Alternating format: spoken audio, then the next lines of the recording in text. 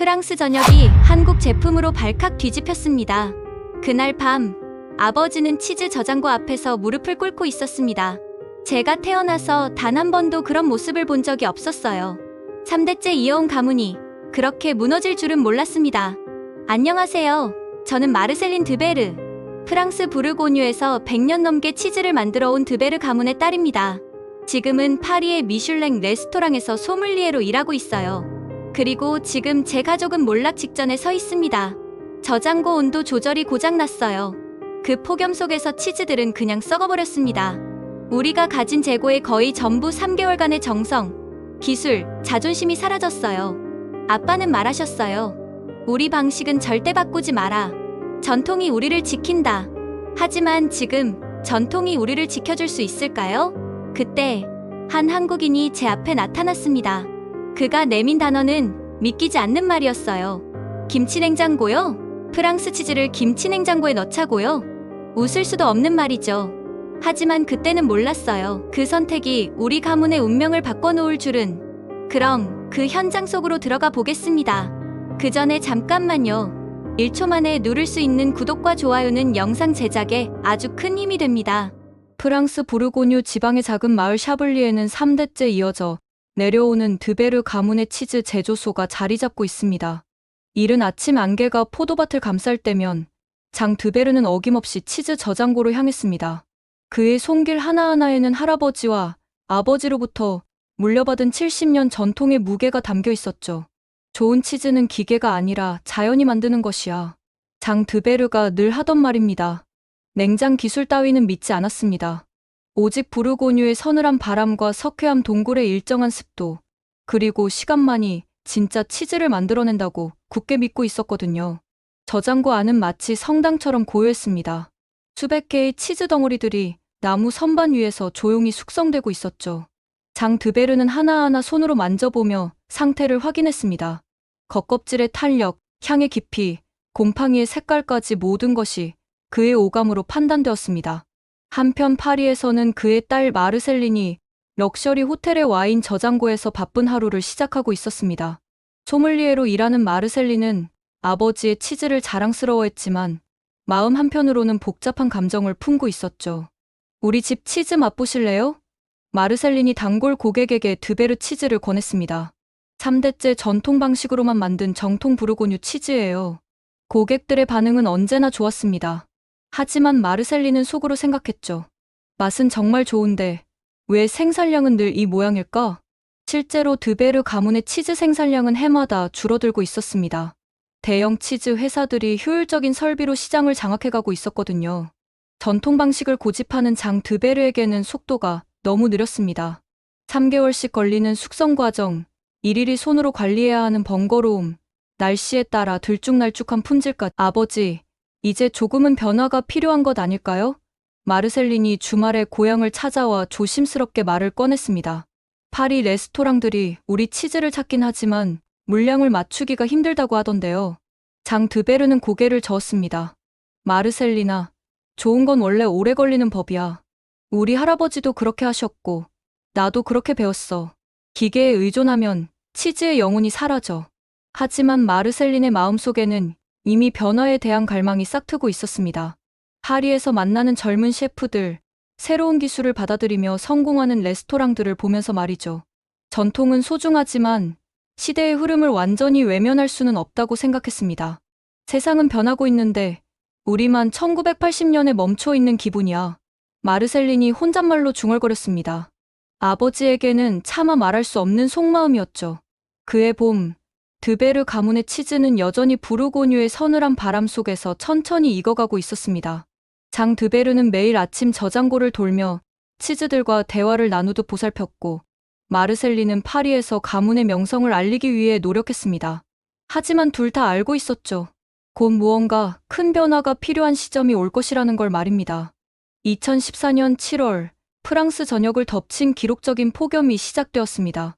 연일 35도를 넘나드는 무더위가 계속되자 전력 공급망에 차질이 생기기 시작했죠. 부르고뉴 지방도 예외는 아니었습니다. 이상하네. 오늘따라 저장고가 너무 따뜻한 것 같은데. 장 드베르가 아침 점검을 하며 이마에 땀을 닦았습니다. 평소 서늘했던 저장고 안 온도가 눈에 띄게 올라가 있었거든요. 온도계를 확인해 보니 18도까지 올라가 있었습니다. 치즈 숙성에 적정한 12도보다 6도나 높은 수치였죠. 이게 무슨 일이야? 장 드베르는 당황했습니다. 70년 동안 운영해온 저장고에서 이런 일은 처음이었거든요. 급히 환기 시설을 점검해봤지만 별다른 이상은 없었습니다. 문제는 바깥 기온이 너무 높아졌다는 것이었죠.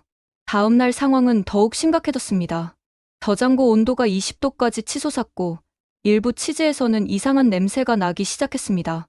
3개월 동안 정성스럽게 숙성시켜온 치즈들이 하루아침에 변질되기 시작한 것이죠. 안 돼. 이럴 수가. 장 드베르의 목소리가 떨렸습니다. 손으로 치즈를 만져보니 표면이 끈적해지고 있었습니다. 곰팡이도 정상적인 흰색이 아니라 검은 빛을 띠기 시작했죠. 이는 치즈가 썩기 시작했다는 명백한 신호였습니다. 그때 마침 파리에서 주말을 보내러 온 마르셀린이 저장고 상황을 보고 깜짝 놀랐습니다. 아버지, 이게 다 무슨 일이에요? 평소 완벽하게 관리되던 저장고가 아수라장이 되어 있었거든요. 폭염 때문이야. 저장고 온도 조절이 안 되고 있어. 장 드베르의 얼굴에는 절망감이 역력했습니다. 3개월 동안 공들인 치즈들이 모두 망가지고 있어. 마르셀리는 급히 냉각 시설 업체에 연락을 취했습니다. 하지만 돌아온 답변은 절망적이었죠. 지금 전국적으로 냉각 시설 고장이 속출하고 있어서 수리가 최소 2주는 걸릴 것 같습니다. 업체 직원의 말이었습니다. 2주라는 시간은 이미 변질이 시작된 치즈들에게는 너무 길었습니다. 하루하루 상황은 더욱 악화되었죠. 저장고 전체에서 시큼한 냄새가 나기 시작했고 치즈들은 하나둘씩 폐기 처분할 수밖에 없는 상태가 되었습니다. 일주일 후 장 드베르는 참담한 현실을 마주해야 했습니다. 저장고에 있던 치즈 500여 개가 모두 폐기 처분되었거든요. 계산해보니 손실액이 5만 유로, 한국 돈으로 약 7천만 원에 달했습니다. 드베르 가문 3대째 운영해오면서 이런 대형 사고는 처음이었죠. 이제 어떻게 하지? 장 드베르가 빈 저장고를 바라보며 한숨을 내쉬었습니다. 치즈 제조에 들어간 원재료비, 3개월간의 인건비, 그리고 이미 받아놓은 주문들까지 생각하니 머리가 하얘졌습니다. 설상가상으로 은행에서 연락이 왔습니다. 드베르 씨, 이번 달 대출 상환 연장 신청 건인데요. 죄송하지만 승인이 어려울 것 같습니다. 담당자의 차가운 목소리였습니다. 최근 매출 감소와 이번 손실을 감안할 때 추가 연장은 리스크가 너무 큽니다. 마르셀리는 아버지의 어깨가 축 늘어지는 모습을 보며 가슴이 아팠습니다. 평생 자신감 넘치던 아버지가 이렇게 무너진 모습을 본 적이 없었거든요. 하지만 동시에 마음 한편으로는 이런 생각도 들었습니다. 만약 현대적인 냉각 시설이 있었다면 이런 일은 일어나지 않았을 텐데. 아버지, 이제 정말 변화를 생각해 보셔야 할 것 같아요. 마르셀린이 조심스럽게 말을 꺼냈습니다. 전통도 중요하지만 이런 리스크를 감당할 수는 없잖아요. 장 드베르는 고개를 떨구고 있었습니다. 70년 전통이 하루아침에 무너진 현실 앞에서 그도 어쩔 수 없이 인정해야 했습니다. 변화가 필요하다는 것을 말이죠. 대형 손실 이후 한 달이 지났지만 드베르 가문의 상황은 나아지지 않았습니다. 장 드베르는 매일 텅 빈 저장고를 바라보며 한숨만 내쉬었고 마르셀리는 파리에서 새로운 해결책을 찾기 위해 고군분투하고 있었습니다. 그러던 어느 날 부르고뉴 와인 페스티벌이 열렸습니다. 매년 열리는 이 축제는 지역 와인과 치즈 생산자들이 한자리에 모이는 자리였죠. 마르셀리는 아버지를 설득해서 함께 참석했습니다. 이런 때일수록 사람들과 만나야 해요. 혹시 좋은 아이디어라도 얻을 수 있을지 모르잖아요. 페스티벌장은 활기가 넘쳤습니다. 각종 와인과 치즈 부스가 늘어서 있었고 방문객들은 시음을 하며 즐거운 시간을 보내고 있었죠. 하지만 드베르 가문 부스는 텅 비어 있었습니다. 판매할 치즈가 없었거든요. 실례합니다. 드베르 가문 맞나요? 갑자기 한국인으로 보이는 젊은 남성이 부스에 다가왔습니다. 저는 김하늘이라고 합니다. 파리에서 한식당을 운영하고 있어요. 마르셀리는 반가웠습니다. 드베르 치즈를 아는 사람을 만나는 것 자체가 오랜만이었거든요. 안녕하세요. 저희 치즈를 아시는군요. 물론이죠. 제 레스토랑에서 드베르 치즈를 쓰고 있는데 최근에 주문이 안 되더라고요. 무슨 일이 있었나요? 김하늘이 관심 있는 표정으로 물었습니다. 마르셀리는 최근 있었던 일들을 솔직하게 털어놓았습니다. 폭염으로 인한 대형 손실, 냉각 시설의 한계, 그리고 현재의 어려운 상황까지 말이죠. 김하늘은 고개를 끄덕이며 들었습니다. 아, 그런 일이 있었군요. 그런데 혹시 김치냉장고라는 걸 들어보셨나요? 김치냉장고요? 마르셀린이 고개를 갸우뚱했습니다. 김치는 알았지만 김치냉장고라는 건 처음 들어보는 말이었거든요. 한국에서 개발된 특수 냉장고예요. 김치 발효에 최적화된 온도와 습도를 일정하게 유지해주는 기술인데 치즈 숙성에도 아주 효과적일 것 같아요. 김하늘의 눈빛이 반짝였습니다. 장 드베르가 미간을 찌푸렸습니다. 김치, 그게 뭔가요? 한국의 전통 발효 음식이에요. 배추를 소금에 절여서 여러 양념과 함께 발효시키는 건데 온도와 습도 관리가 정말 중요해요. 그래서 한국에서는 김치만을 위한 특별한 냉장고를 만들었거든요. 김하늘이 자세히 설명했습니다. 마르셀린의 눈이 커졌습니다. 그럼 그 김치 냉장고로 치즈 숙성이 가능하다는 말씀이세요? 이론적으로는 충분히 가능해요. 온도는 물론이고 습도까지 정밀하게 조절할 수 있거든요. 게다가 전력 효율성도 뛰어나서 폭염 같은 상황에서도 안정적이에요. 김하늘이 확신에 찬 목소리로 말했습니다. 장 드베르는 여전히 회의적이었습니다. 프랑스 전통 치즈를 동양의 기계로 만든다고요? 그게 말이 됩니까? 하지만 마르셀린의 마음은 이미 움직이기 시작했습니다. 더 자세히 알아볼 수 있을까요? 실제로 사용해본 사례가 있나요? 김하늘이 미소를 지었습니다. 물론이죠. 리옹에 있는 레스토랑 르 가르송에서 7년째 김치 냉장고를 사용하고 있어요. 셰프 발랑탱이 치즈 숙성용으로 쓰고 있거든요. 한번 가보시는 게 어떨까요? 발랑탱 셰프요? 마르셀린이 놀랐습니다. 발랑탱은 프랑스에서 손꼽히는 유명 셰프였거든요. 미슐랭 스타를 받은 그가 김치 냉장고를 사용한다는 건 충격적인 소식이었습니다. 네, 직접 만나서 이야기해보시면 좋을 것 같아요. 제가 연락처를 드릴게요. 김하늘이 명함을 건네며 말했습니다. 집으로 돌아가는 길, 마르셀린은 내내 김하늘의 말을 곱씹어 보았습니다. 김치냉장고라는 새로운 가능성, 그리고 발랑탱 셰프가 실제로 사용하고 있다는 사실이 마음에 계속 맴돌았죠. 아버지, 한번 알아보는 것만이라도 해보면 어떨까요? 마르셀린이 조심스럽게 말을 꺼냈습니다. 장 드베르는 고개를 저었습니다. 마르셀리나, 우리는 프랑스 전통 치즈 장인이야. 김치니 뭐니 하는 외국 음식 기술에 의존할 수는 없어. 하지만 마르셀린의 마음은 이미 결정되어 있었습니다. 다음 주말, 아버지 몰래 리옹으로 향하는 기차표를 예약했습니다. 직접 보고 판단해보기로 한 것이죠. 드베르 가문의 미래가 걸린 문제였으니까요. 다음 주 토요일 이른 아침, 마르셀린은 아버지에게 파리에 일이 있다고 불러대고 리옹행 기차에 몸을 맡겼습니다. 창밖으로 펼쳐지는 프랑스 시골 풍경을 바라보며 마음은 복잡했죠. 가문의 전통을 배신하는 것 같으면서도 한편으로는 새로운 희망을 찾을 수 있을 것 같은 기대감이 들었습니다. 리옹에 도착한 마르셀린은 르 가르송 레스토랑을 찾아갔습니다. 생각보다 아담한 크기의 레스토랑이었지만 입구부터 품격 있는 분위기가 느껴졌죠. 점심 준비로 바쁜 시간이었지만 발랑탱 셰프는 친절하게 맞아주었습니다. 김하늘이 연락했더군요. 드베르 가문의 마르셀린 씨 맞죠? 발랑탱 셰프가 환한 미소를 지으며 악수를 청했습니다. 드베르 치즈는 정말 훌륭해요. 우리 레스토랑에서도 종종 사용하고 있거든요. 마르셀린은 안도했습니다. 적어도 자신들의 치즈를 아는 사람이라는 것만으로도 대화가 한결 수월해질 것 같았거든요. 감사합니다. 김하늘 씨가 말씀하시기를 김치냉장고를 치즈 숙성에 사용하신다고 들었는데요. 아, 그거요? 발랑탱 셰프의 눈이 반짝였습니다. 정말 혁신적인 기술이에요. 따라오세요. 직접 보여드릴게요. 발랑탱 셰프가 안내한 곳은 레스토랑 지하에 있는 치즈 저장고였습니다. 마르셀린이 예상했던 전통적인 석조 저장고와는 전혀 달랐죠. 깔끔한 스테인리스 스틸 벽면에 여러 대의 냉장고가 나란히 설치되어 있었습니다. 이게 바로 김치냉장고예요. 발랑탱 셰프가 한 대를 가리키며 말했습니다. 온도는 물론이고 습도까지 0.1도 단위로 정밀하게 조절할 수 있어요. 그리고 가장 중요한 건 일정함이에요. 외부 환경에 관계없이 항상 같은 조건을 유지해준다거든요. 냉장고 문을 열어보니 안에는 다양한 치즈들이 단계별로 숙성되고 있었습니다.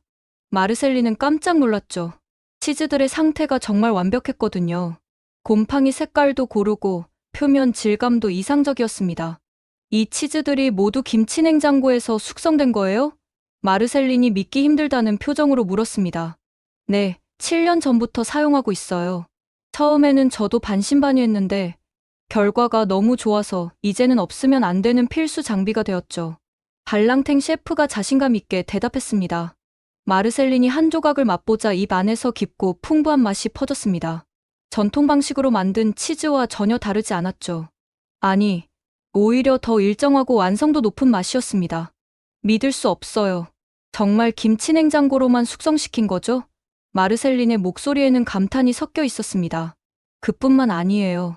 김치 냉장고 없이는 지금의 제 레스토랑도 없었을 겁니다.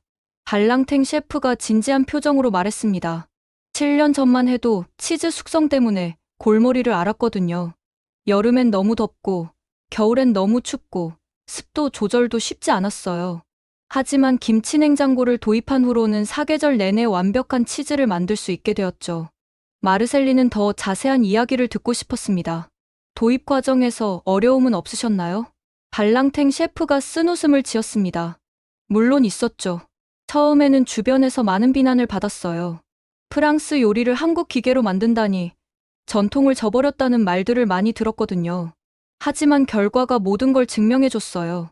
그런 비난들을 어떻게 극복하셨어요? 마르셀린이 진지하게 물었습니다. 집에서도 아버지의 반대에 부딪힐 것이 뻔했거든요. 시간이 답이었어요. 실제로 김치 냉장고로 만든 치즈를 먹어본 사람들은 모두 인정할 수밖에 없었거든요. 맛으로 증명한 거죠. 발랑탱 셰프가 확신에 찬 목소리로 말했습니다. 마르셀린은 김치 냉장고의 구체적인 기능들을 자세히 알아보았습니다.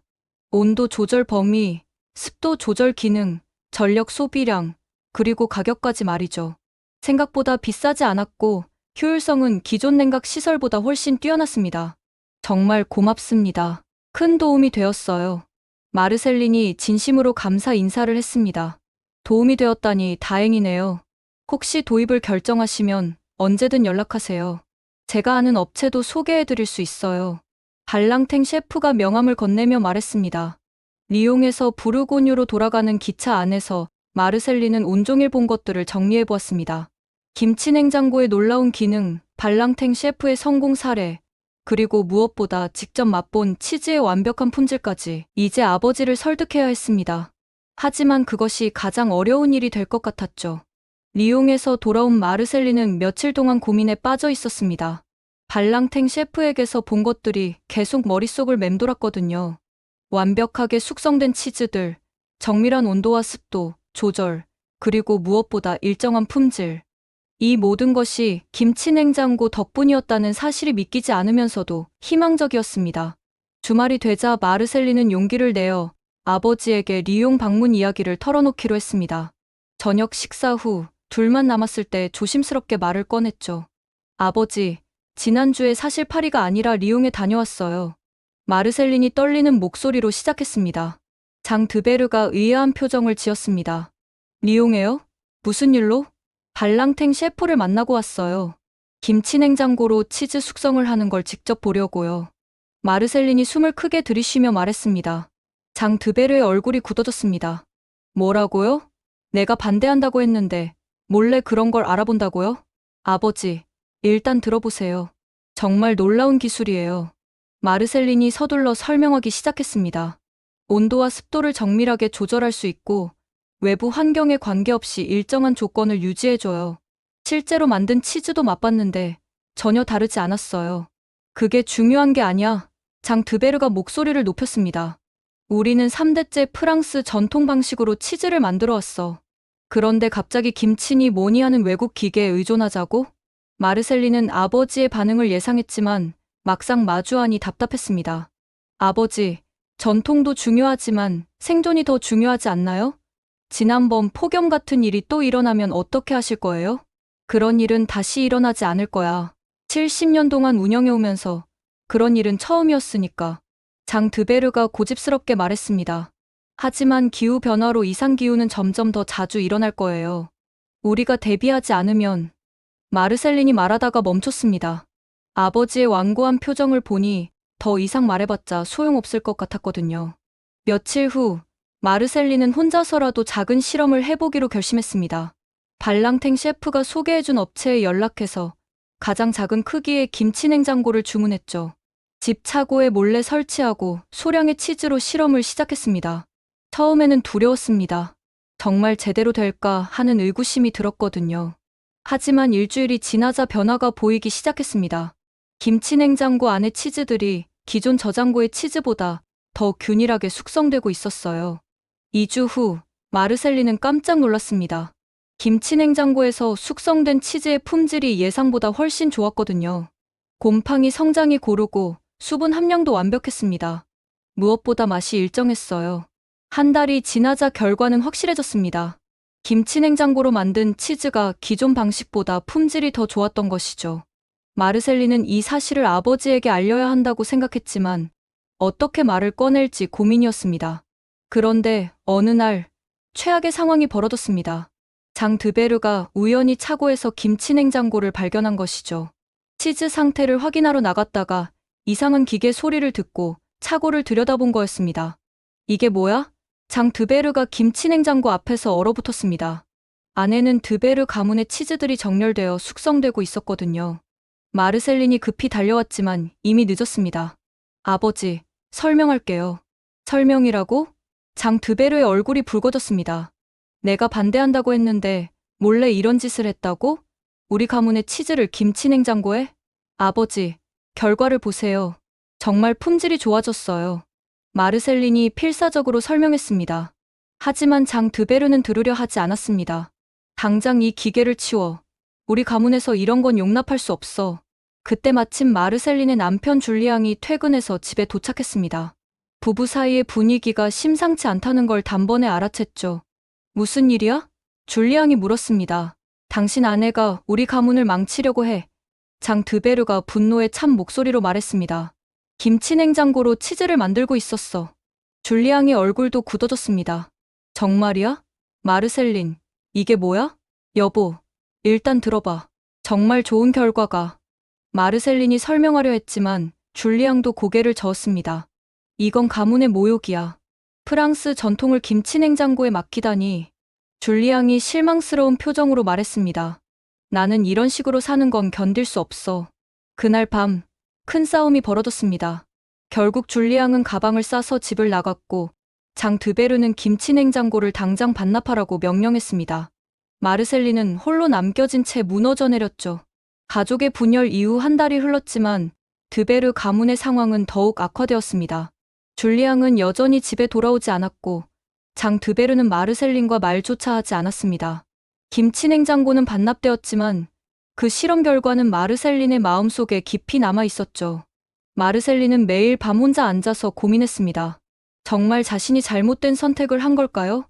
발랑탱 셰프의 성공 사례, 직접 확인한 김치 냉장고의 놀라운 효과, 그리고 무엇보다 완벽했던 치즈의 품질까지, 이 모든 것이 착각이었을까요? 그러던 어느 날 마르셀린에게 특별한 기회가 찾아왔습니다. 부르고뉴 지역 치즈 품평회 공고를 본 것이죠. 매년 열리는 이 행사는 지역 최고의 치즈를 선정하는 권위 있는 대회였습니다. 우승하면 1년 동안 부르고뉴 대표 치즈로 인정받게 되죠. 마르셀린은 망설였습니다. 김치 냉장고로 만든 치즈는 이미 모두 소진되었고 새로 만들려면 다시 김치 냉장고를 구해야 했습니다. 하지만 가족들의 반대를 무릅쓰고 다시 시도할 용기가 있을까요? 고민 끝에 마르셀린은 발랑탱 셰프에게 전화를 걸었습니다. 셰프님, 혹시 제가 김치 냉장고를 잠시 빌려서 쓸 수 있을까요? 물론이죠. 무슨 일인가요? 발랑탱 셰프가 관심 있게 물었습니다. 마르셀린은 지난 한 달 동안의 일들을 솔직하게 털어놓았습니다. 가족의 반대, 남편과의 갈등, 그리고 현재의 고립된 상황까지 말이죠. 그럼 더욱 증명해야겠네요. 발랑탱 셰프가 단호하게 말했습니다. 좋은 기술은 편견을 이겨내야 해요. 제 김치 냉장고를 가져다 쓰세요. 그리고 품평을 출품해보세요. 마르셀린은 감동했습니다. 정말 감사합니다. 하지만 가족들이 알면 비밀리에 하세요. 결과가 모든 걸 말해줄 거예요. 발랑탱 셰프가 격려했습니다. 다음 날 마르셀린은 몰래 리옹으로 가서 김치 냉장고를 가져왔습니다. 이번에는 차고가 아니라 마을 외곽의 작은 창고를 임대해서 설치했죠. 아무도 모르게 새로운 실험을 시작한 것입니다. 치즈 제작 과정은 전과 똑같았습니다. 전통적인 방식으로 치즈를 만들고 오직 숙성 과정에서만 김치 냉장고를 사용했죠. 온도는 12도, 습도는 85%로 설정했습니다. 기존 저장고에서 유지하던 조건과 동일했어요. 하지만 결과는 확연히 달랐습니다. 김치 냉장고 안에서 숙성되는 치즈들은 하루하루 완벽하게 변화해갔습니다. 곰팡이 성장이 균일했고 수분 증발도 정확했죠. 무엇보다 모든 치즈가 똑같은 속도로 숙성되고 있었습니다. 2개월 후 품평회 출품 마감일이 다가왔습니다. 마르셀리는 김치 냉장고에서 숙성시킨 최고 품질의 치즈를 선별했습니다. 겉보기에는 전통 방식으로 만든 치즈와 전혀 구별되지 않았어요. 품평회 당일 마르셀리는 긴장된 마음으로 회장에 도착했습니다. 부르고뉴 지역의 네로라 하는 치즈 생산자들이 모두 참석해 있었죠. 장 드베르도 심사위원으로 참석했습니다. 마르셀리는 아버지와 눈이 마주치지 않도록 조심했어요. 심사는 익명으로 진행되었습니다. 출품자의 이름은 공개되지 않고 오직 치즈의 품질만으로 평가하는 방식이었죠. 마르셀리는 가슴을 졸이며 결과를 기다렸습니다. 오후 3시, 드디어 결과 발표가 시작되었습니다. 올해 부르고뉴 치즈 품평회 금상은 진행자가 잠시 멈춤을 두었습니다. 출품 번호 47번입니다.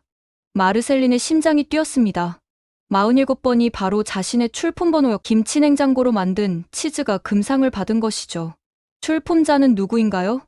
심사위원장이 물었습니다. 이때가 바로 진실을 밝힐 순간이었습니다. 마르셀린은 떨리는 손을 들어 올렸습니다. 저예요. 드베르 가문의 마르셀린입니다. 회장이 술렁였습니다. 장 드베르는 깜짝 놀란 표정을 지었죠. 딸이 몰래 품평회에 출품했다는 사실에 당황한 것입니다. 축하드립니다. 정말 훌륭한 치즈였어요. 심사위원장이 박수를 치며 말했습니다. 어떤 특별한 기법을 사용하신 건가요? 마르셀리는 깊게 숨을 들이쉬었습니다. 이제 모든 것을 털어놓을 때였어요. 김치 냉장고를 사용했습니다. 회장이 더욱 술렁였습니다. 김치 냉장고요? 네, 한국에서 개발된 발효 전용 냉장고입니다. 정밀한 온도와 습도 조절이 가능해서 치즈 숙성에 최적화되어 있어요. 마르셀린이 용기 있게 설명했습니다. 일부 생산자들이 웅성거렸습니다. 프랑스 치즈를 외국 기계로? 전통을 무시하는 거 아닌가 하는 목소리들이 들렸죠. 하지만 그때 장 드베르가 일어났습니다. 딸을 바라보는 그의 눈빛에는 복잡한 감정이 담겨 있었어요. 분노, 당황, 그리고 묘한 자부심까지 말이죠. 회장의 술렁임 속에서 장 드베르가 천천히 일어났습니다. 모든 시선이 그에게 집중되었죠. 마르셀리는 아버지가 어떤 반응을 보일지 몰라 가슴을 졸였습니다. 분노할까요? 아니면 부끄러워할까요? 하지만 장 드베르의 첫 마디는 예상과 달랐습니다. 여러분, 잠깐만 들어보세요. 그의 목소리는 의외로 차분했습니다. 제 딸이 방금 말한 김치 냉장고, 그 치즈는 정말 완벽했습니다. 마르셀린이 놀란 눈으로 아버지를 바라봤습니다. 심사위원으로 참석한 장 드베르가 자신의 치즈를 직접 평가했다는 뜻이었거든요. 사실 저는 심사하면서 이게 누구 치즈인지 전혀 몰랐습니다. 장 드베르가 계속 말했습니다. 하지만 첫 입에서부터 감탄했어요. 이렇게 일정하고 완벽한 숙성 상태를 본 적이 없었거든요. 회장 안이 조용해졌습니다. 부르고뉴 지역에서 가장 존경받는 치즈 장인 중 한 명인 장 드베르의 말에 모두가 귀를 기울였죠. 그런데 김치 냉장고라는 건 처음 들어봅니다. 한 심사위원이 호기심 어린 목소리로 말했습니다. 그때 갑자기 뒤에서 익숙한 목소리가 들렸습니다. 제가 설명해드리죠. 발랑탱 셰프가 회장 뒤쪽에서 일어났습니다. 마르셀린을 응원하러 몰래 왔던 것이죠. 저는 리옹에서 레스토랑을 운영하는 발랑탱입니다. 7년 전부터 김치 냉장고를 사용해왔어요. 발랑탱 셰프가 자신감 있게 말했습니다. 발랑탱 셰프? 심사위원장이 놀랐습니다. 미슐랭 스타 레스토랑 르 가르송에? 맞습니다. 김치 냉장고 없이는 지금의 제 레스토랑도 없었을 겁니다. 발랑탱 셰프가 단언했습니다. 처음에는 저도 반신반의했지만 7년간 사용해본 결과 이보다 완벽한 숙성 환경은 없다고 확신합니다. 회장 분위기가 바뀌기 시작했습니다. 미슐랭 스타 셰프의 증언이 사람들의 인식을 흔들고 있었죠. 그렇다면 실제로 어떤 원리인가요? 젊은 치즈 생산자 하나가 관심 있게 물었습니다. 마르셀린이 용기를 내어 설명하기 시작했습니다. 김치 냉장고는 한국의 전통 발효, 음식인 김치를 위해 개발된 기술입니다. 온도와 습도를 0.1도 단위 정밀하게 조절할 수 있어요. 무엇보다 외부 환경에 관계없이 일정한 조건을 유지해주죠. 그럼 전통 방식과 어떤 차이가 있나요? 또 다른 생산자가 물었습니다. 기본적인 치즈 제작 과정은 똑같습니다. 마르셀린이 명확하게 답했습니다. 우유 선별부터 응고, 성형까지 모든 과정이 전통 방식 그대로예요. 오직 숙성 환경만 더 정밀하게 관리하는 거죠. 장 드베르가 다시 입을 열었습니다. 사실 제가 처음에는 크게 반대했습니다. 프랑스 전통을 외국 기술에 맡길 수 없다고 생각했거든요. 마르셀린이 아버지를 바라봤습니다. 장 드베르의 표정에는 복잡한 감정이 스쳐 지나갔어요. 하지만 오늘 이 치즈를 맛보고 깨달았습니다.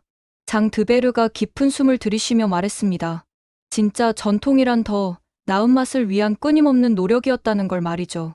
제가 젊을 때도 냉장고를 처음 도입했을 때 많은 비난을 받았어요. 기계에 의존하면 치즈의 영혼이 사라진다고들 했거든요. 회장 안이 조용해졌습니다. 장 드베르의 고백이 모두의 마음에 울렸죠. 하지만 결국 냉장고는 치즈 산업의 발전에 기여했습니다. 김치 냉장고도 마찬가지일 수 있어요. 장 드베르가 딸을 바라보며 미소를 지었습니다. 더 좋은 기술 앞에서 국경은 없는 법이니까요. 그때 한 농업 관계자가 일어났습니다. 흥미로운 기술이네요. 프랑스 농업부에서도 관심을 가질 만한 내용 같은데요. 정말인가요? 마르셀린이 눈을 반짝였습니다. 지속 가능한 농업 기술 발굴이 현재 우리의 주요 과제 중 하나거든요. 에너지 효율성과 품질 안정성을 동시에 확보할 수 있다면 충분히 검토해 볼 가치가 있죠. 관계자가 설명했습니다. 발랑탱 셰프가 보충 설명을 했습니다. 전력 소비량도 기존 냉각 시설의 절반 수준입니다. 환경 친화적이면서도 경제성까지 갖춘 기술이죠. 점점 더 많은 사람들이 관심을 보이기 시작했습니다. 특히 젊은 생산자들은 적극적으로 질문을 했어요. 기존 방식의 한계를 느끼고 있던 그들에게는 새로운 가능성으로 보였거든요. 그럼 실제로 도입하려면 어떻게 해야 하나요? 한 생산자가 실용적인 질문을 했습니다. 마르셀린이 발랑탱 셰프와 눈을 마주치며 대답했습니다. 먼저 소규모 테스트부터 시작하시는 게 좋을 것 같아요. 저희도 처음에는 작은 김치 냉장고 하나로 실험을 시작했거든요. 회장 분위기는 완전히 바뀌어 있었습니다. 처음에 반대와 의구심은 사라지고 대신 호기심과 기대감이 가득했죠. 마르셀린은 믿을 수 없었습니다. 김치 냉장고가 이렇게 많은 사람들의 관심을 받게 될 줄은 꿈에도 몰랐거든요. 품평회 끝난 후 6개월이 흘렀습니다. 그동안 드베르 가문에는 놀라운 변화들이 일어났죠. 무엇보다 프랑스 농업부에서 김치 냉장고 기술을 지속 가능한 숙성 기술로 공식 인정했습니다. 이는 프랑스 정부가 외국 기술을 농업 분야에 도입한 첫 번째 사례였어요. 마르셀린은 이제 드베르 가문의 공식 대표가 되었습니다. 장 드베르가 스스로 물러나면서 딸에게 모든 권한을 넘겨준 것이죠. 이제 새로운 시대엔 새로운 리더가 필요해. 장 드베르가 마르셀린에게 말했습니다. 나는 기술 고문으로 옆에서 도울게. 김치 냉장고 도입 후 드베르 치즈의 품질은 눈에 띄게 향상되었습니다. 연중 내내 일정한 품질을 유지할 수 있게 되었고 생산량도 기존보다 30% 증가했어요. 무엇보다 폭염이나 혹한 같은 기상 변화에도 전혀 영향을 받지 않게 되었죠. 정말 믿기지 않아요. 마르셀린이 저장고를 둘러보며 감탄했습니다. 12대의 김치 냉장고가 나란히 설치되어 있고 각각 다른 숙성 단계의 치즈들이 완벽하게 관리되고 있었거든요. 이렇게 안정적일 줄은 몰랐어요. 더 놀라운 소식이 기다리고 있었습니다. 한국의 한 대형 유통업체에서 드베르 치즈 수입을 제안한 것이죠. 김치 냉장고로 만든 프랑스 치즈라는 스토리가 한국 소비자들에게 큰 관심을 불러일으켰던 거예요. 한국 수출 1호 프랑스 치즈가 되는 겁니다. 수출 담당자가 설명했습니다. 김치 냉장고와 프랑스 전통 치즈의 만남이라는 콘셉트가 정말 매력적이거든요. 마르셀린은 감동했습니다. 김치 냉장고 때문에 시작된 갈등이 이제는 새로운 기회로 바뀌었던 거죠. 한국으로 치즈를 수출한다는 것은 드베르 가문 역사상 처음 있는 일이었습니다. 그런데 더욱 기쁜 소식이 있었습니다. 줄리앙이 집으로 돌아온 것이죠. 몇 달간의 분리 생활 동안 그도 많은 생각을 했던 모양이었어요. 미안해, 마르셀린. 줄리앙이 진심 어린 사과를 했습니다. 내가 너무 편견에 사로잡혀 있었어. 결과를 보니까 내가 옳았더라. 괜찮아요. 처음엔 누구나 그럴 수 있어요. 마르셀린이 남편을 안으며 말했습니다. 중요한 건 지금이니까. 가족 관계도 회복되었습니다. 장 드베르는 이제 김치냉장고 앞에서 자랑스럽게 손님들에게 설명하곤 했어요. 이게 바로 우리가 사용하는 한국 기술입니다. 정말 놀라운 발명품이죠. 더욱 놀라운 변화는 지역 전체에서 일어났습니다. 부르고뉴 지방의 다른 치즈 생산자들도 하나둘씩 김치냉장고를 도입하기 시작했거든요. 품평을 직접 확인한 효과가 너무 명확했기 때문이었죠. 이제 부르고뉴 전체가 김치냉장고 특구가 될 것 같아요. 지역 농업조합장이 웃으며 말했습니다. 프랑스와 한국 기술의 만남이 이렇게 훌륭한 결과를 낼 줄은 몰랐네요. 마르셀리는 김하늘에게도 감사 인사를 전했습니다. 김하늘 씨 덕분에 우리 가문이 새로운 전환점을 맞을 수 있었어요. 저도 기뻐요. 좋은 기술이 국경을 넘어 인정받는 걸 보니까 뿌듯하네요. 김하늘이 환하게 웃었습니다. 어느 날 저녁, 드베르 가족들이 함께 저녁 식사를 하고 있었습니다. 오랜만에 온 가족이 모인 자리였죠. 테이블 위에는 김치냉장고에서 숙성시킨 최고급 치즈들이 놓여 있었어요. 정말 맛있네요. 줄리앙이 치즈를 한 입 베어물며 감탄했습니다. 이전보다 훨씬 부드럽고 풍미가 깊어진 것 같아요. 장 드베르가 고개를 끄덕였습니다. 그래, 이게 바로 진정한 발전이야. 전통의 정신은 지키면서 더 나은 기술을 받아들이는 것 말이지. 마르셀린이 와인잔을 들어 올렸습니다. 우리 모두 함께 새로운 시작을 축하해요. 건배, 모두가 함께 외쳤습니다. 그날 밤, 마르셀린은 김치냉장고가 설치된 저장고를 한 번 더 둘러보았습니다. 조용히 웅웅거리는 기계 소리와 함께 수백 개의 치즈들이 완벽하게 숙성되고 있었어요. 한국의 기술과 프랑스의 전통이 만나 만들어낸 기적 같은 풍경이었죠. 우리는 김치냉장고에서 맛을 익혔지만 마음은 그 안에서 전통과 미래를 함께 숙성시켰습니다. 마르셀린이 혼잣말로 중얼거렸습니다.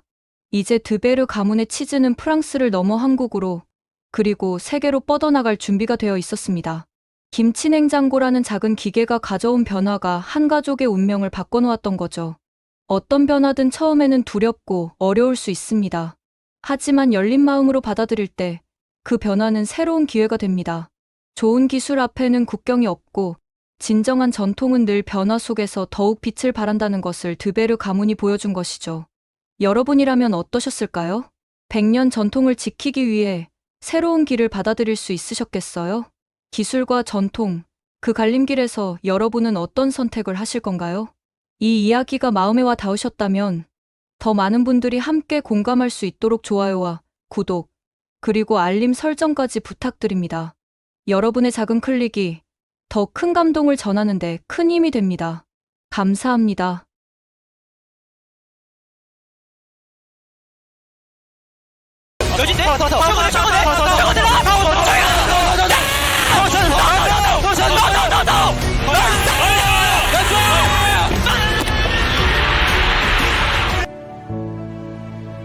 나고요. 네. 이들을 응원하면서 끝까지 의심치 않고 응원했던 팬들의 믿음도 진짜 대단합니다. 그렇습니다. 자, 메르세데스 벤츠와 함께 가장 무거운 트로피가 저게 아닐까라는 생각이 건강하구나. 메이커 선복이. 오늘은 전 세계 리그 오브 레전드 팬들이 손꼽아 기다려온 2024 롤드컵 결승전을 소개합니다.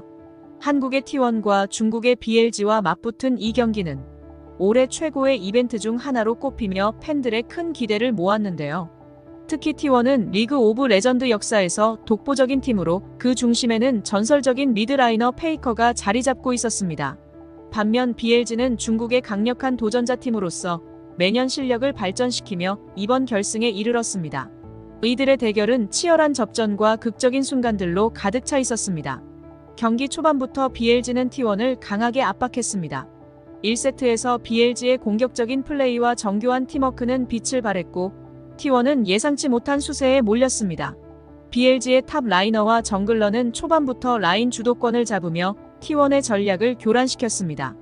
T1은 간신히 방어하며 반격을 노렸지만 BLG의 치밀한 운영과 강력한 교전 능력에 1세트를 내줄 수밖에 없었습니다. 이때 많은 팬들은 T1이 무너질 수도 있다며 긴장했고 경기장은 숨막히는 분위기에 휩싸였습니다. 3세트에서도 BLG의 기세는 멈추지 않았습니다. 탑과 미드라인에서 BLG의 강력한 플레이는 T1의 주요 자원을 견제하며 경기를 지배했습니다. T1의 서포터인 캐리아와 페이커는 끊임없이 팀을 방어하고 교전 기회를 창출하려 했지만 BLG는 이를 예측하고 빠르게 대응하며 또 한 번 T1의 전략을 무력화시켰습니다. 팬들은 온라인 커뮤니티와 SNS에서 T1이 이번에는 힘들다는 우려 섞인 목소리를 내기 시작했습니다. 4세트에 접어들면서 T1은 완전히 다른 모습으로 경기장에 나타났습니다. 페이커는 자신의 전매 특허인 침착한 리더십과 탁월한 게임 분석력을 바탕으로 팀원들을 독려했고 전략적으로 핵심 교전에서의 우위를 점하게 했습니다. 특히 그는 상대의 딜러를 정확히 타겟팅하며 BLG의 전진을 막아냈습니다. 이 교전에서 페이커의 플레이는 팬들 사이에서 페이커 매직이라는 표현이 다시 떠오르게 했습니다. 4세트에서의 승리는 T1에게 다시 희망을 불어넣었고 경기의 흐름은 급격히 T1 쪽으로 기울기 시작했습니다. T1의 바텀 듀오인 캐리아와 구마유시는 교전마다 눈에 띄는 활약을 펼치며 BLG의 주요 포지션을 억제했고 정글러 오너는 상대의 전략적 움직임을 교묘히 예측하며 중요한 순간마다 교전의 균형을 맞추는 역할을 했습니다. 결승의 마지막인 5세트는 그야말로 역사에 남을 명승부였습니다. BLG는 마지막 기회인 만큼 초반부터 강력한 라인전을 펼치며 우위를 점하려 했고 T1은 이를 방어하며 반격의 기회를 노렸습니다. 페이커는 이 중요한 세트에서도 흔들림 없이 팀의 중심을 잡고 교전과 전략적 움직임을 지휘했습니다. 그가 보여준 예리한 판단과 순간 반응은 시청자들의 감탄을 자아냈습니다. 특히 결정적인 한타에서 페이커는 상대의 핵심 딜러를 과감히 제압했고 팀원들과의 환상적인 연계 플레이로 경기의 승패를 결정지었습니다. T1은 BLG의 마지막 반격을 차단하며 승리를 쟁취했고 경기장은 환호와 열기로 가득 찼습니다. 전 세계 시청자들은 온라인 스트리밍 플랫폼을 통해 실시간으로 이 극적인 승부를 지켜봤으며 수백만 명의 시청자들이 댓글과 반응으로 경기의 짜릿함을 나눴습니다. T1의 승리와 함께 페이커는 자신의 5번째 롤드컵 우승을 기록했습니다. 이는 리그 오브 레전드 역사상 전무후무한 기록이며 e스포츠 전반에서 보기 드문 업적이기도 합니다. 페이커는 또한 이번 결승에서 통산 500킬이라는 엄청난 성과를 달성했습니다. 이는 단순한 통계적 기록이 아니라 그가 얼마나 꾸준히 자신의 실력을 유지하고 발전시켜왔는지를 증명하는 중요한 이정표입니다. 이 승리는 한국뿐만 아니라 전 세계 팬들에게 큰 울림을 주었습니다. 특히 중국 내에서의 반응은 주목할 만했습니다. 보통 한국팀에 패배할 때는 실망과 비난이 뒤따르기 마련이지만 이번에는 그 분위기가 달랐습니다. 중국 팬들은 웨이보와 빌리빌리 같은 플랫폼에서 페이커와 T1의 실력을 칭송하며 패배를 깨끗이 인정하는 모습이었습니다. 페이커는 우리 시대의 진정한 고트라며 그의 업적에 경의를 표하는 댓글들이 넘쳐났습니다. 중국 팬들은 페이커를 천마라 부르며 마치 무협소설 속의 최강자처럼 찬양해왔습니다. 한편은 그는 단순한 라이벌이 아니라 우리가 존경할 수밖에 없는 인물이라며 그의 위대함을 표현했습니다. 일부 팬들은 페이커는 우리의 적이지만 그가 없었다면 이 경기는 전설로 남지 않았을 것이라는 말을 남기며 경기의 가치를 높게 평가했습니다. 페이커는 경기 후 인터뷰에서 이번 승리는 특별하다. 팀원들과 팬들 덕분에 이 순간이 가능했다고 말하며 감사를 전했습니다. 또한 그는 나는 아직 멈출 생각이 없다. 더 많은 도전을 이어나갈 것이라며 강한 의지를 밝혔습니다. 이러한 그의 말은 팬들에게 큰 감동을 주며 앞으로의 활약을 기대하게 만들었습니다. 이번 결승전은 T1의 위대한 여정과 함께 e스포츠의 새로운 장을 열었습니다. T1의 승리와 페이커의 위협은 e스포츠가 단순한 엔터테인먼트를 넘어서 전 세계적으로 큰 문화적 영향력을 가진 스포츠로 자리매김했음을 보여줍니다. 페이커는 e스포츠 역사상 가장 뛰어난 선수 중 한 명으로 그의 이름은 앞으로도 오랫동안 기억될 것입니다. 그가 지닌 리더십과 헌신은 e스포츠가 어떻게 성장하고 발전할 수 있는지를 보여주는 완벽한 사례입니다. 페이커와 T1의 도전은 여기서 끝나지 않습니다. 앞으로도 그들은 새로운 목표를 위해 나아갈 것이며 전 세계 팬들은 그들이 써내려갈 새로운 전설을 손꼽아 기다리고 있습니다. 다음으로 리그 오브 레전드의 살아있는 전설이자 전 세계 e스포츠 팬들의 존경을 받는 인물, 바로 SKT T1의 페이커 이상혁 선수에 대해 이야기해볼까 합니다. 페이커는 그저 한 명의 선수에 그치지 않습니다. 그는 e스포츠의 역사를 쓰는 주인공이며 그가 걸어온 길은 한 사람의 커리어를 넘어 e스포츠의 성장을 상징하는 길이기도 합니다. 그가 이룬 업적은 수치로만 설명할 수 없습니다. 수많은 월드 챔피언십 우승, 수많은 MVP 수상은 그의 커리어의 일부에 불과합니다. 오늘은 페이커의 여정을 따라가며 그가 어떻게 e스포츠의 아이콘이 되었는지, 팬들이 왜 그를 신처럼 숭배하는지, 그리고 그가 e스포츠에 남긴 영향에 대해 깊이 있는 이야기를 나눠보겠습니다. 페이커의 여정은 그저 성공의 연속만은 아니었습니다. 2013년 그의 데뷔 무대는 마치 영화의 한 장면처럼 강렬했습니다. 당시 무명의 17세 소년이었던 그는 리그 오브 레전드 챔피언스 코리아 무대에서 처음 모습을 드러냈고 곧바로 전 세계를 놀라게 했습니다. 첫 경기에서 그가 보여준 플레이는 이미 레전드라는 단어를 떠오르게 했습니다. 특히 그의 시그니처 챔피언인 르블랑은 상대팀을 완전히 압도하며 관중과 해설자들을 모두 매료시켰습니다. 그의 독보적인 플레이 스타일은 기계적인 실력 이상이었습니다. 상대방의 움직임과 심리를 완벽하게 파악하고 적의 허점을 찌르는 전략적 사고는 마치 체스의 그랜드마스터와 같았습니다. 이 때문에 그는 종종 리그 오브 레전드의 체스마스터라고 불렸습니다. 그의 빠른 손놀림과 결정적인 순간마다 내리는 올바른 판단은 팬들에게 경이로움을 선사했죠. 페이커에 대한 팬들의 사랑은 시간이 지나면서 문화적 현상으로 자리 잡았습니다. 온라인 커뮤니티와 SNS에는 페이커를 찬양하는 글들이 끊임없이 올라왔습니다. 예를 들어, 페이커를 사랑하는 것은 바지에 오줌을 싸는 것과 같다. 모두가 볼 수 있지만 그 따뜻함은 나만 알 수 있다라는 글은 농담으로 보일 수 있지만 그만큼 팬들이 그를 얼마나 특별하게 생각하는지를 잘 보여줍니다.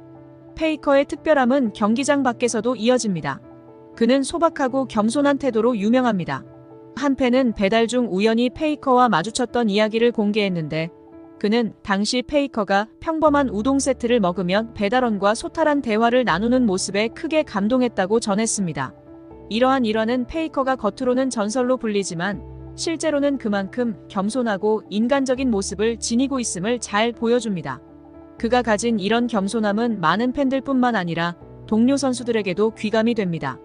여러 인터뷰에서 동료들은 페이커는 스타 플레이어지만 결코 자기 자신을 자랑하거나 거만하게 행동하지 않는다고 입을 모아 말했습니다.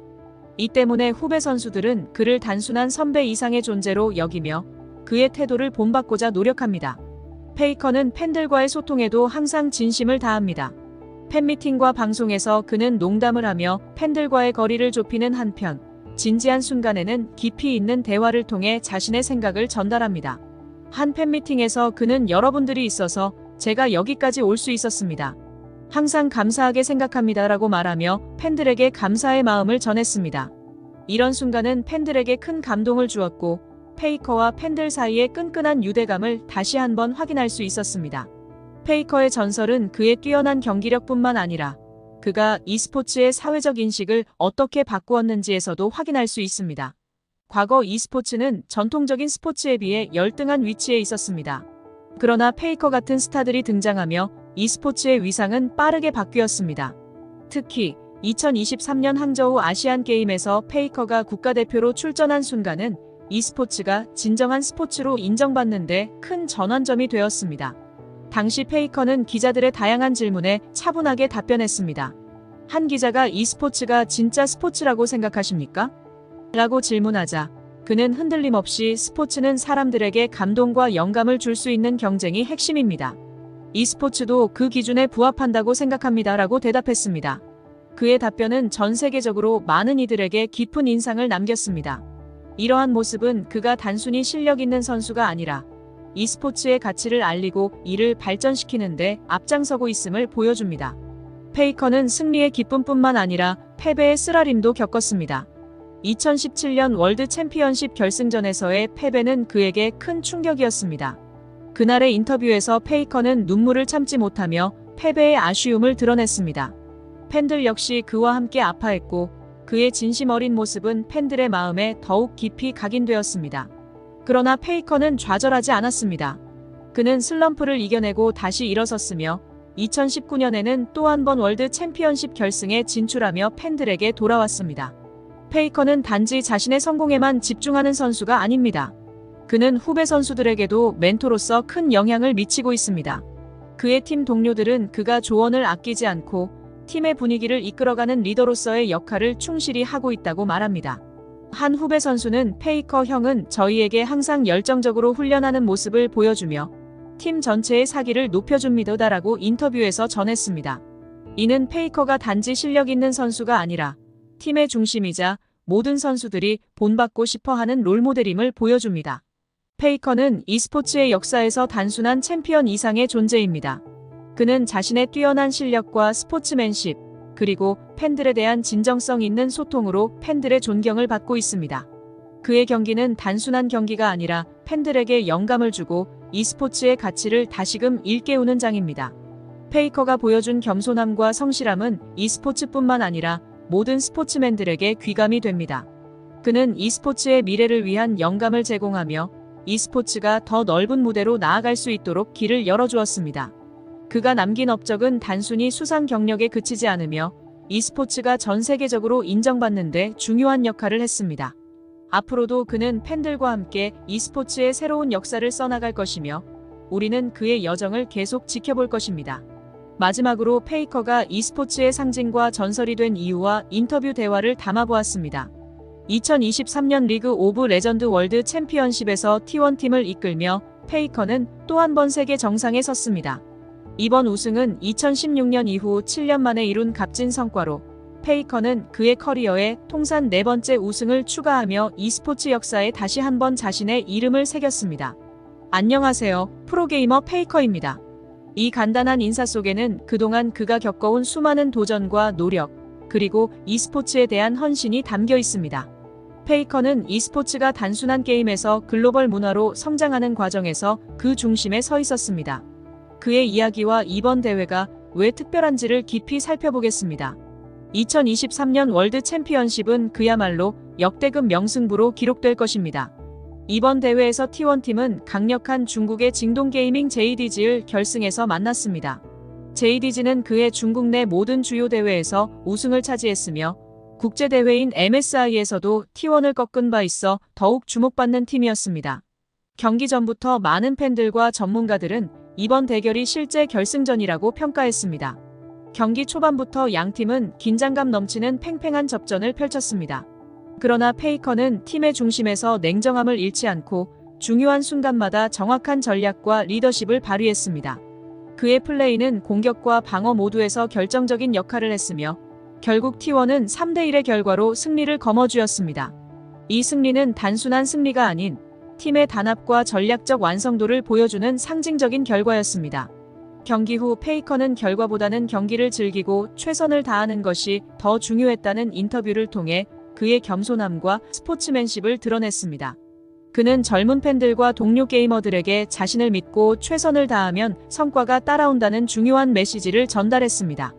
이번 대회에서 페이커는 여러 차례 슈퍼플레이를 선보이며 그의 전설적인 명성을 재확인시켰습니다.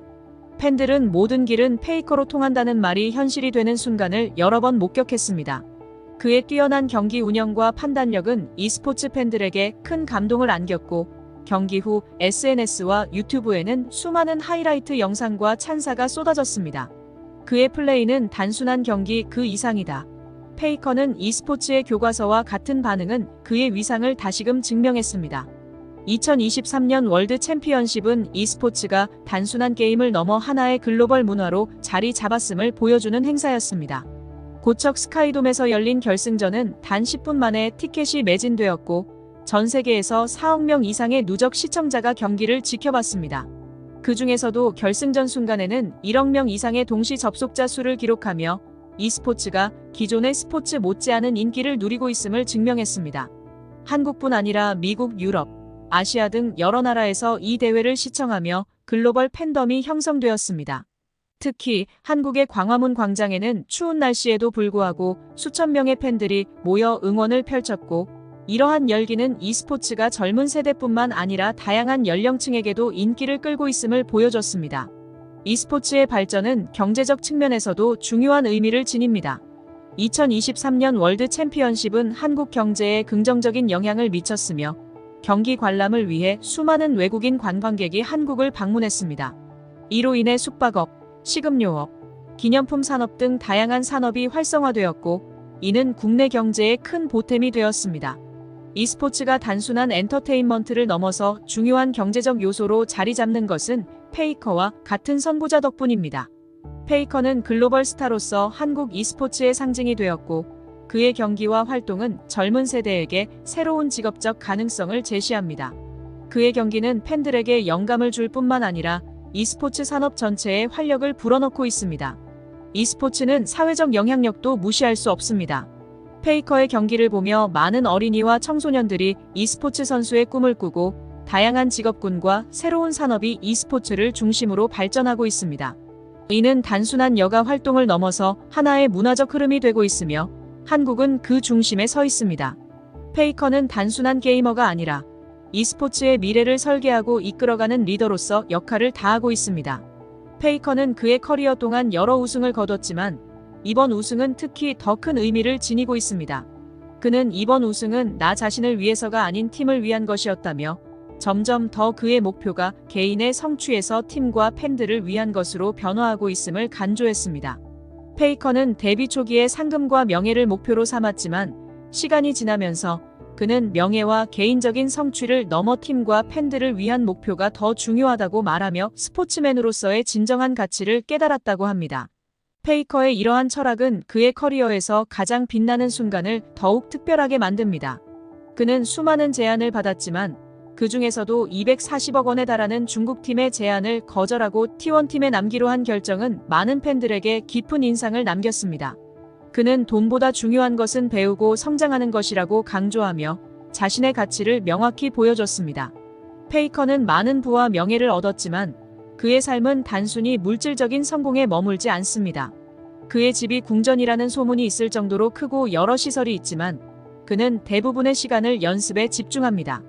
그가 가진 것은 스크린 골프장, 당구대 등 여러 편의 시설이 있지만 그는 연습과 자기 개발이 우선이라고 강조합니다. 페이커는 자신의 성공을 통해 팬들에게 끊임없는 노력과 자기 관리를 통해 발전할 수 있다는 메시지를 전달하고 있습니다. 그의 어린 시절 이야기는 이러한 가치관의 기반을 보여줍니다. 페이커는 어릴 적부터 게임을 좋아했지만 부모님의 가르침과 스스로의 통제를 통해 자정 전에 잠자리에 드는 습관을 지켰습니다. 이러한 자기 통제력은 그의 커리어 내내 유지되었으며 이는 그를 e스포츠의 최고 자리에 오르게 한 중요한 요소였습니다. 페이커는 e스포츠의 상징이자 한국의 문화적 아이콘으로 자리 잡았습니다. 그의 성공은 단순히 경기에서의 성과에 그치지 않고 그의 행동과 철학을 통해 더욱 빛을 발하고 있습니다. 그는 끊임없는 연습과 성장, 팀을 위한 헌신, 그리고 스포츠맨십의 중요성을 강조하며 젊은 게이머들에게 영감을 주고 있습니다. 페이커의 성공은 한국 e스포츠 산업의 성장을 가속화하는 데 큰 역할을 했습니다. 그의 업적은 e스포츠를 세계적인 문화로 자리 잡게 했고 이로 인해 더 많은 젊은 세대가 e스포츠 산업에 관심을 갖게 되었습니다. 이러한 흐름은 한국이 e스포츠의 중심지로서 계속해서 성장할 수 있도록 도와주고 있으며 앞으로의 발전 가능성도 무궁무진합니다. 이제 페이커는 단순한 게이머를 넘어 e스포츠의 미래를 설계하고 이끌어가는 선구자입니다. 그의 이야기는 많은 사람들에게 목표를 향한 끊임없는 노력과 헌신이 무엇인지, 그리고 어떻게 하면 성공과 성장 속에서도 자신을 지킬 수 있는지를 보여줍니다. 여러분도 페이커의 이야기에서 영감을 얻고 자신의 꿈과 목표를 향해 나아가는데 도움이 되기를 바랍니다. 구독과 좋아요, 알림 설정을 통해 더 많은 이야기와 함께할 수 있기를 바랍니다. 감사합니다.